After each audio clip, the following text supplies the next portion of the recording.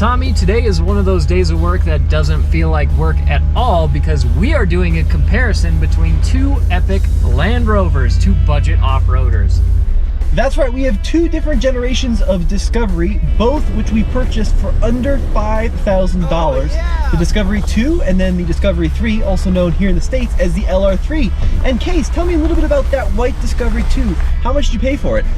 This Discovery 2 I just recently bought for $3,000. It's got 121,000 miles on it, and it's pretty much bone stock as it sits right now. Yeah, and I'm driving a 2006 LR3 we purchased for $4,567 at a public auction. It's sitting at 68,000 miles, and just like that Discovery, it's basically bone stock. So in this video, we're gonna take him off-road, we're gonna get him on some rollers to see how the all-wheel drive, four-wheel drive systems compare, get him up on the lift, and see which one is a better buy if you're in the market for a cheap used Land Rover. As always, we're using onX Off-Road while out on the trail to make sure we stay on the right path. Elevate your adventure planning with 3D trail maps to take your adventure to the next level. You can plan your trip in 3D on your desktop, visualize public and private land boundaries in 3D on mobile, and navigate off-road trails in 3D right from your vehicle's dash. All of your waypoints and custom data automatically syncs from your computer right to your phone for a seamless transition from planning to exploring. Once you're out in the wilderness, you can use the Discover feature to find open trails that are accessible by your vehicle within 100 miles and unlock the library of curated trail and map data with every tap on the map. Know how to find a nearby escape quickly so you can spend less time planning and more time off the pavement. Alright, Kase, so this is the TFL slip test, and this is a test we do with new cars to try out the all-wheel drive systems, the traction control systems, to see how they would perform in a controlled environment, so you have a better sense of how they do in the snow and in the mud and in the ice and off-road, and we thought it'd be cool to run these Discoveries through the same test. Exactly, because both of these vehicles have a system that uses the ABS and the brakes to be able to send power where it needs to go when it senses that wheels are slipping. Now, this being a early Disco 2, it doesn't even have the center locker, so I can't split power 50-50 front and rear, but that system on these Discoveries is still pretty capable. So right now we've got my front left and my rear right wheel stuck on the rollers. I went into neutral, let the vehicle settle, and now I can go into drive. Yeah. And we'll see if it can get itself unstuck. And light throttle application, it just takes a moment of spinning and then pretty easily it gets unstuck. Now let's try one more test. I'm gonna go grab a third one and let's try a three-wheel slip test. Okay. So these Discovery 2s used traction control. It's the first Discovery to have traction control. And what it does is it slows down the wheels that are spinning, uses wheel speed sensors, and then brakes the wheels that are spinning to force torque to the wheels on the ground. Now all three except the right front are stuck. So let's see if you can get unstuck.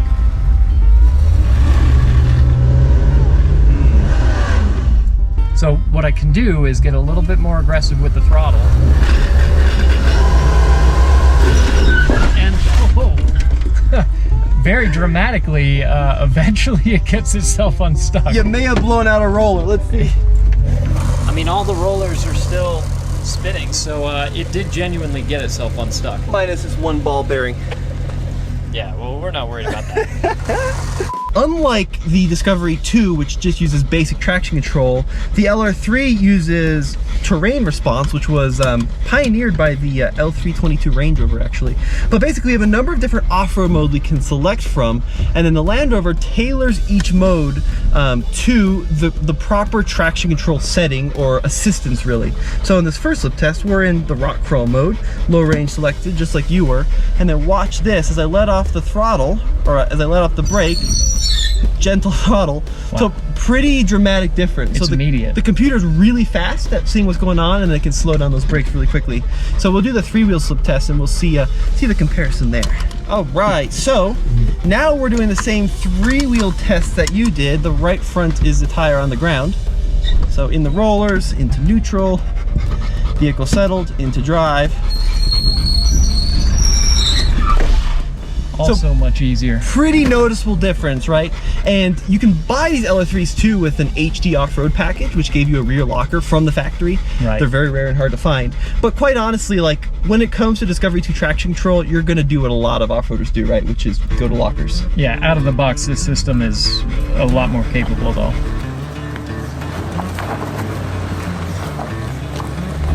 Tommy, one of the big differences between our two Land Rovers are the engines. Mine is sporting the old 4-liter Rover V8, about 180 horsepower, not super powerful, and it's actually based on an old Buick design.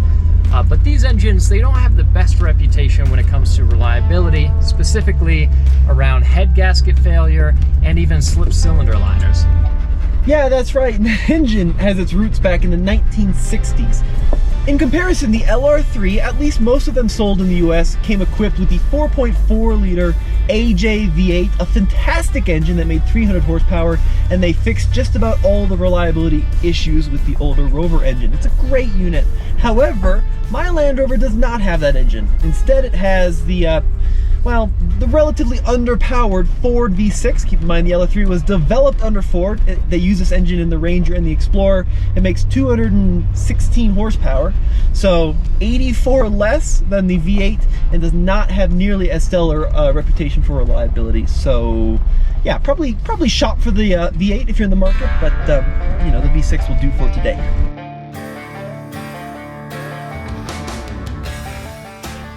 Now at the moment, this Disco 2 is bone stock because I just bought it, and my plan is to turn this into a trail rig. I'm probably even gonna swap the motor on it, address everything that's not so great in the interior, and yeah, do a big lift, tires, steel bumpers, the works. So this is going to turn into a pretty serious trail rig, but at the moment, it's on road tires. It's not very aggressive in its setup. And this being an early Disco 2, it doesn't even have the lock for the center diff. I mean, technically, the mechanism is still there, but my handle for going in a low range doesn't actually allow me to engage it. However, I am in low range, and this vehicle has a pretty impressive system for using its brakes to help send power to the wheels that need traction, like it just did right there. And yeah, I mean, not tons of clearance the way that these things are set up from the factory, but still pretty decent. We're going up the ledges here, and so far I haven't noticed it hitting the bottom at all, which is actually pretty impressive. I was expecting worse. I mean, it takes just a moment for the computer in this to send braking force to the wheel that's spinning and get that wheel on the ground to actually start engaging and getting you unstuck. But I mean, if you just stay in the throttle, it works. It gets the vehicle along the trail. I've got one last rock section here for this first part of the trail. This one last feature. Clawing for traction, but up and over. I smell just a little bit of brake, but that system works. Excuse the panting, as Blaze is a little toasty out here today, but let's talk Land Rover LR3. This is, without a doubt, and I'm being completely genuine here, not being paid by anyone to say this, my top 2 favorite off-roader of all time. Genuinely, bar none. You know, I've driven, I think at this point, every new off-road vehicle, a lot of used ones. We've owned a ton of them. But the balance the LR3 has between on-road drivability, livability, comfort, and luxury, and off-road performance when you dial in the terrain response is incredible, especially when you consider how dirt cheap these are in 2023. I mean, a good one now, we got this thing at a steal, I think, but a good one's gonna run you 8 or 9 grand. But still, even at 9 or 10,000, the comfort, the capability, and the drivability of this Land Rover is paralleled by none. Nothing else. No Jeep, Toyota, Nissan of this era for this price can match what this thing can do. Now, of course, you're saying, wow, this is crap. What about reliability? Here's the thing about reliability. I gotta stop the vehicle for this. This is this important. Blaze, excuse me, I'm trying to do a stand-up. Your panting's a little distracting. Is it a Toyota? No, it is not. But the LR3 is a well-built vehicle. I know plenty of folks in my Land Rover club that have 200,000 plus miles on these with little difficulty. They're just very long-lived. For 4 model years, 06 through 09, LR4s more problematic. Disco 2s, don't tell Kase this, a lot more problematic. But LR3s, amazing. Now we're going up the ledges. I'm in, let me go into the rock mode. We got the air suspension set up on high, and let's see what this thing can do. Gonna take it nice and slow, we're gonna crawl it. We're on a set of slightly worn grabber tires here. Look at that, look at that. Almost no slip whatsoever. Good articulation with that cross-linked independent suspension. Yeah, it's like got a long wheelbase, absolutely, but it is extraordinarily comfortable. Now I've driven new Defenders lots and lots and lots of miles off-road at this point, and they are amazing machines, but considering this vehicle is a tenth of the price and is going on 20 years old, the LR3 has easily one of the most impressive four-wheel drive systems on the market. The way the terrain response works with the traction control system is just amazing, considering this is from 2006. It'll easily keep up with a new off-roader, and this is a luxury experience. We got 5 leather seats in here. You can get them with heated seats and premium sound system and a glass roof. And look what it'll do. Out of the box, no mods. Unreal. Now, one thing you might notice is, first of all, the wheelbase is quite a bit longer than that Discovery 2 that Kase has, but also there's significantly less, a little bit of skid plate action there. That's where the wheelbase hurts me. Significantly less wheel spinning, right? Because the traction control programming is just newer and more advanced than the older Discovery. But they go places people wouldn't believe for, in this case, $4,567. All right, Tommy, you may not have had wheel slippage, but I did hear you just scrape bottom. Look, it's a long vehicle. This thing, by a crawler standpoint, is a subway. It's just very, very long. You're right. Luckily, we do have skid plates, but if things do get much harder, there's a lot of instances, and we'll find that at the top of this trail, where you're going to clear an obstacle, and I'm going to have to grind my way through it just because of the wheelbase. The Discovery 2 started in 1999, and this year 2000 model is a fairly early one. And these went through 2004, and in 03 they did a facelift that changed up the headlight design, but you can tell that this is an early model because it's got those more old school headlights. The first model year of the LR3 was 2005, and they built them through model year 2009. Now this one is an 06, and if you're shopping for an LR3, you definitely want 06 through 09. Those are the best 4 model years. Now both of these vehicles could be had in both 5 or 7 seat configuration. You know it's a 5 or a 7 because it would say SD7 on the side of Kases, for example. A lot of these would say SE7. That 7 would indicate a 7-seater configuration. The interiors on these Discovery 2s have the potential to be cool, but they aren't very well put together. It's one of the difficult things about these. You can see that my front seat is ripped, even though this vehicle has 120,000 miles. It's not that many miles, but the seat has suffered. The center console here has suffered, especially like these light controls, the tabs that they screw into, those have broken off. That's very common. There's a lot on this interior that comes apart. Perhaps nothing more problematic than the sunroofs.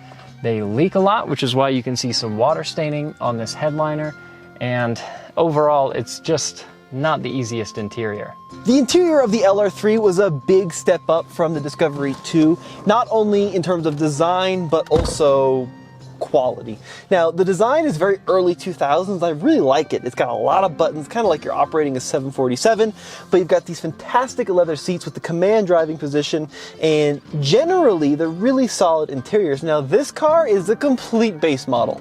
It's below an SE. Internally, they called this an S. So we have the basic audio, we don't have the heated windshield or the heated seats, and there's a really cool option on Discovery 3s where you can get a little screen here, which will show you not only navigation, but what the terrain system is doing, and that's awesome. Speaking of terrain system, it's all controlled down here via these little paddles and flippers. So this left one controls your suspension height. This middle knob controls your 5 different off-road modes. This little yellow button is your hill descent, and this is your control for your low range. So it's all located center in the middle of the car.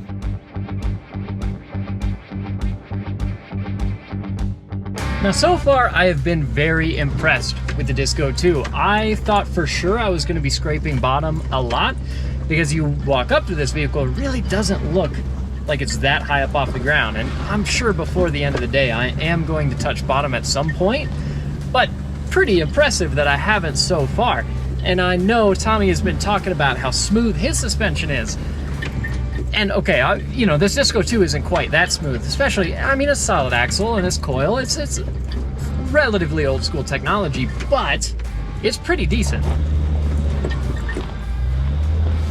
And a solid axle. Perfect line. Yeah, just keep like that. A little bit more driving. Okay, you're on it. Keep going, keep going. You're gonna bump it. Oh, dude, nice. Okay, great cut. Easy. Right, we're gonna go right on that boulder.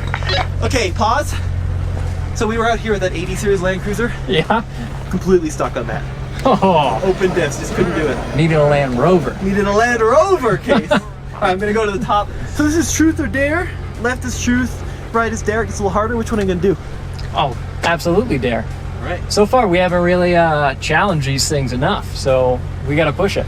Now, I fully expected this Discovery 2 to be struggling here off-road because the tires on it are so street-oriented. This is not set up to off-road right now, and to my surprise, it's doing pretty decent.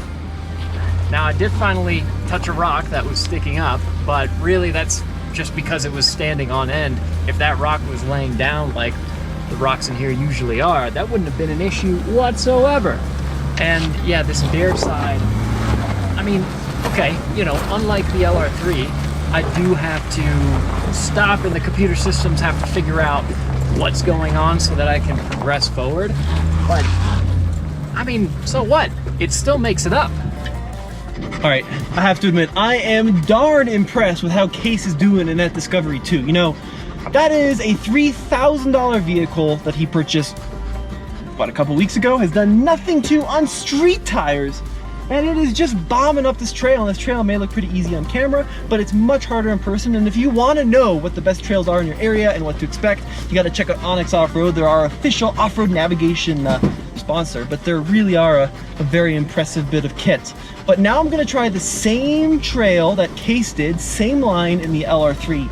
And this is also exactly how he purchased it. Now I do have an edge up because this vehicle does have at least a partially worn set of all-terrains on it, but let's see if I can do this nasty, nasty ledge that Case climbed up. I'm gonna approach it nice and slow in rock mode. Oh, interesting. Okay, so I'm about to climb. Let's see if we have the clearance for this. Okay, I'm gonna take it a little easier than Case did. Oh yeah, look at that. Come on, climb in the rear, Land Rover. Oh yeah, look at that. Okay, so we did it too. I made a cardinal mistake. I'm so used to old school off-road and two-fitting where I kind of confused the computer. Don't do that if you're a Land Rover owner. Just stay in it and let the vehicle figure it out. Next obstacle here, we got truth or dare. Of course I'm going up dare. Of course we're gonna make it hard. I just can't get over how soft and squishy and smooth the ride is on this LR3. It's just like lean back, take a little nap, let the terrain response do its thing, vaguely steer it, and you'll get where you need to go. This thing is just awesome out of the box off-roader. Although I will say in spots, I'm thinking Case has better ground clearance and certainly a better departure angle. We have a hitch in this thing which is stuck because the previous owner didn't leave the key. So we gotta figure out how to take that out. But Case's hitch is tucked up nice and high, which is a big advantage. Oh, look at that. Pretty good articulation for an independent suspended vehicle. They do sound a little alarming when the traction control really starts working, but as long as you trust it, it'll get you where you need to go. Now, one of the cool things about these Discovery 2s is that they actually run solid axles front and rear, which is great for articulation. And the other thing that I like about this Discovery 2 is that I'm on coil springs, which means that there's no failure point. There's not a lot of complication with the suspension system. Yeah, in comparison, I have four-wheel independent suspension in this LR3. on air suspension, which does have a reputation for failing. It's not super complicated, not as complicated as the rumor mill will have you think it is, but yeah, it is a failure point. And the other thing about this air suspension is it rides so beautifully. It's like riding on a cloud. But Kase, let's do this. Let's get him up on the lift and kind of take a deeper look at the suspension and chassis designs. We'll get a sense of how these are built.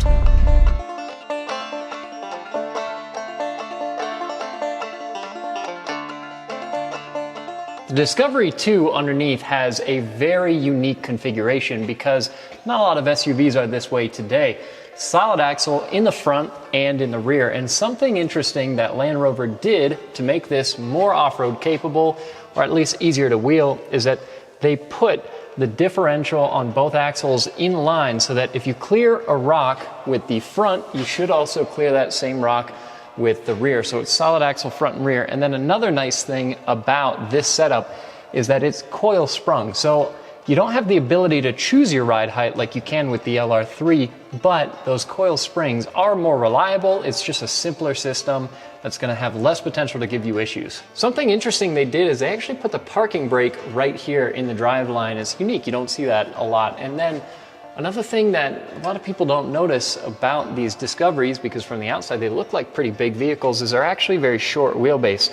So I can almost reach between the tires, maybe not quite almost, but if you look at where these radius arms mount up, they're really not far apart. So pretty good breakover angle. Compared to the Discovery 2, the LR3 uses a 4-corner independent suspension setup, and you can see at all 4 corners you have these individual air springs that inflate and deflate to increase or decrease the ride height of the vehicle. And Land Rover pioneered something really cool on the LR3. This car has cross-linked air suspension, so the car can actually send air to and fro bags on either end of the vehicle to mimic the movements of a solid axle. So what you see right here is a frame rail. This is a body-on-frame vehicle of sorts. Land Rover used both monocoque and body-on-frame construction with this LR3. So yes, there is a separate frame from the body, but the body structure itself actually provides structural support for this car. Kind of an interesting idea. They wanted to keep the frame rails nice and narrow and also lightweight. So in order to make the vehicle strong enough, they also use the strength of the monocoque to help this vehicle stay nice and stiff. Now this LR3 is about as base as they come, but even still you do have several skid plates, including one under the engine and one here for the fuel tank, which is great. Out back you'll notice the wide frame rails to help the rear seat space and also the third row space, and then Land Rover mounted the spare tire underneath the rear of the vehicle. It was possible to option these with a full-size spare, but this one is just a space saver. Alright, so this is the Sawtooth, and it's basically this steep climb to a steep descent.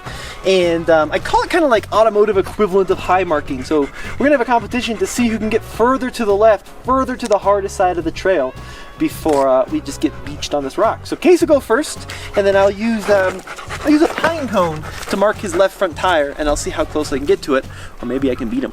Tommy's saying he can beat me. That's hilarious. I do have to say, Kase, that is a much better sound than that wimpy V6. That's a low bar, Tommy, but I agree. It does sound pretty good. Come on, Blaze. For all its lack of reliability, at least it can sound decent. This is a pretty aggressive line I'm taking here on the Sawtooth. I would be surprised if this is going to work out in my favor. Oh, my friend, I think you go way more aggressive. Really? Yeah, go hard driver. Blaze, get out of the way. Nothing. Okay. Yeah. All right, well, let me back up and try a hard line. Because so the last I was here and we were doing this feature, it was our Raptor R. Cut it hard passenger. Yeah, we're just gonna go straight over. Yeah, okay. Now go driver, and let's see where we run out of breakover. Yep. Yeah, I think you can do that, actually. Really? Yeah.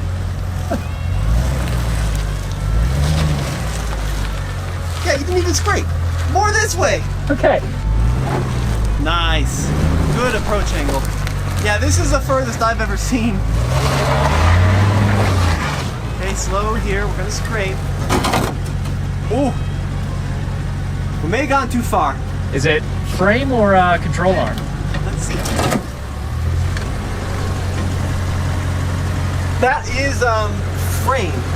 Okay. Let's go a little more passenger. Yep. Might have to back down further to get nice lower. Nope.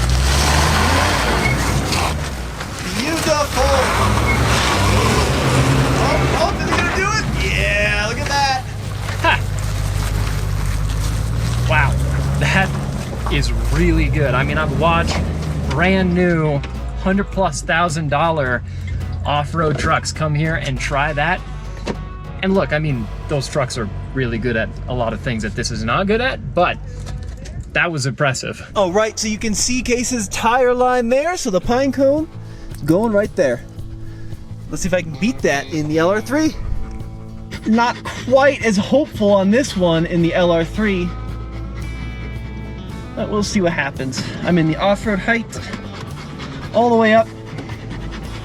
I'm gonna go to just the right of the pine cone.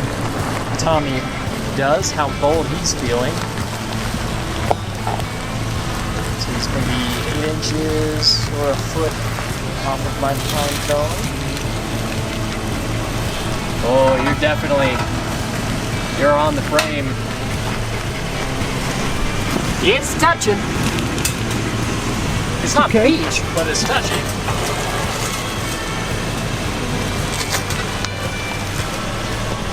Yeah. Oh, yeah, that's pretty hard there. Okay, well, I think it's fair to say, what word? Good. 18 inches off your pine cone? Yeah. It's breakover is a lot better in the Discovery 2. it's a noticeable difference. Yeah, for sure. Yeah, I mean, that's even without the air suspension, that thing got some impressive clearance. That being said, this LR3 is still really good. Yeah, I mean, this is still gonna beat 99% of new vehicles on the road. It's just, it's a little bit of a school bus for some of those tighter obstacles. So, Kase, I thought it'd be cool to show the difference between the rear seats using Blaze, my dog. Come here, Blaze, come on. Yeah, Blaze is a professional automotive reviewer. And he's gonna help us demonstrate the space in the rear seats. Now, Kase, the Discovery 2 is a really short wheelbase, which is excellent for breakover angle off-road, but not so good for getting in the back seat, right? Yeah, it's funny opening this rear door because looking at this vehicle overall, it seems like a pretty big vehicle, but when you open the rear door, you notice how narrow this opening is. It's actually a pretty small back seat. So you could see Blaze could fit in there, but the door doesn't open very tall, and the fender intrudes greatly into the passenger area. Yeah, and he doesn't want to do it. And then if you had the third row, it's even harder to get back there. But keep in mind, all this makes these great for off-roading because you got that nice short wheelbase. Now, in comparison, the LR3 is huge, and the amount of space in the back has also gone up considerably. Blaze, hop in. Oh, he doesn't like this one even more, but you can see he's got a lot more room back there. If you had kids that you wanted to put in the third row, the LR3 is definitely the way to go. The trunk area of the Discovery 2 is accessible through this big swing gate, kind of like what G-Wagons have, and that opens you up to the trunk. It's a really big space that you can get into here, pretty easy to lift things over into the back. And then the other advantage is that you do have a full-size spare here on the back that's very accessible, easy to get to. Well, let's check out the LR3. Now, this is a totally different design. For one, you don't have a tire back here because it's underneath.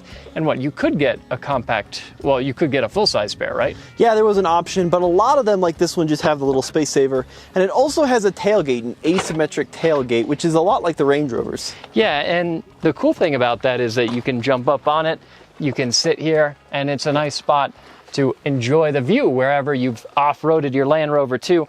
But it does mean if you're loading things into the back here, you have to load it onto this tailgate and then slide it forward. So Tommy, what have we learned, if anything, from this excursion?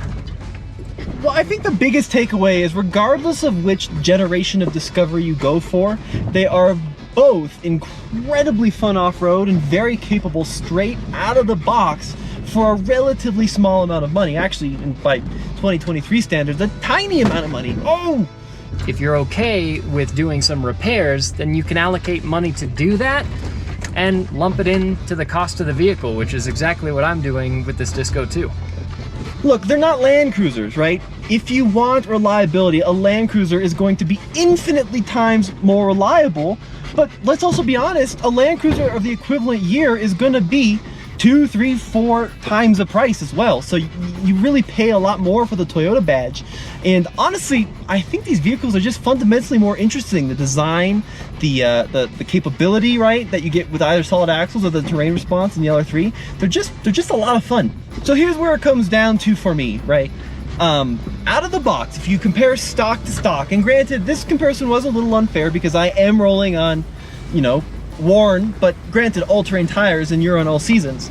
But I still think comparable tires, stock to stock, out of the box, the LR3 is going to be a little bit more capable with that height adjustable suspension and especially the terrain response. It's amazing where this huge behemoth will go. However, and this is a big however, if you want to start modifying things, well, let's talk about what that Discovery 2 can be turned into. Yeah, I mean, that's the thing about it. If you're looking for something turnkey, that LR3 is hard to beat, and especially too because day to day it's going to be a lot more usable, it's a lot more modern, but these Disco 2s, especially being solid axle, there's so much potential for the aftermarket, and you could go down the road of doing what I'm planning to do, which is swap the motor on it, get a lift going, stronger axle shafts, lockers, steel bumpers, winch, and the works to turn this into a really, really capable rig. As you go along the way, I'm probably also going to start modifying this LR3 a little bit and getting it a little cooler, and then we'll keep revisiting this, right? We'll take them on harder and harder trails, especially once you get some meaty tires on the thing, and we're going to see long term which is a better ownership experience, because we both own these, and we're going to find out, you know, in a year or two after daily driving them, taking them off-road, going on adventures, which one is a better buy.